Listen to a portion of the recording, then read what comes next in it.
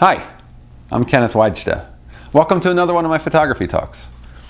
Today I want to talk about a photographer who I wasn't, and I don't think most people would say he was a great photographer, but in many ways he was a great photographer.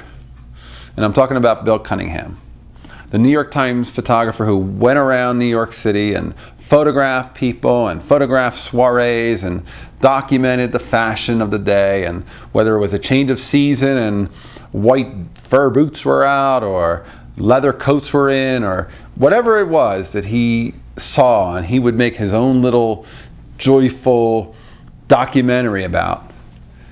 There was a guy who created a idea for a photograph and created a business for himself out of pure love. And I think that that is like a great example to all of us. It's like, if you love horses more than anything else, and you love being around horses and working with horses and training horses, maybe you should photograph horses. You know, what is it that you love to do? What is it that we love to be involved with?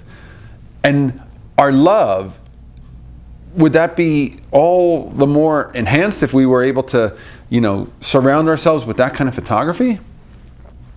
Maybe you could be the best horse photographer in the world. People would fly you all around the world because nobody shoots horses like you do. And the only reason that you do it so well is because you know them so well.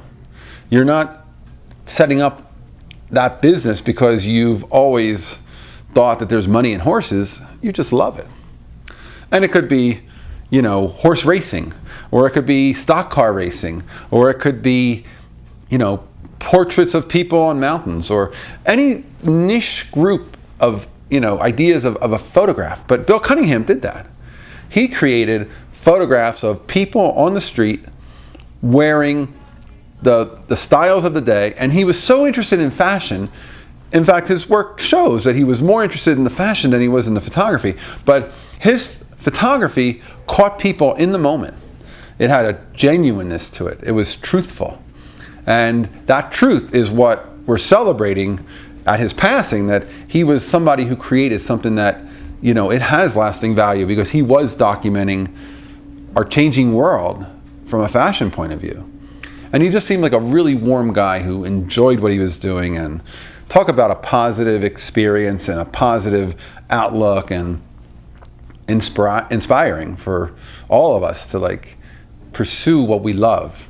Find a way, find a place to get what you like to shoot and to find a way to make $1 selling it. But do it because of love first. And that love, if you love horses, and I'm not a horse photographer, but as a great example for me.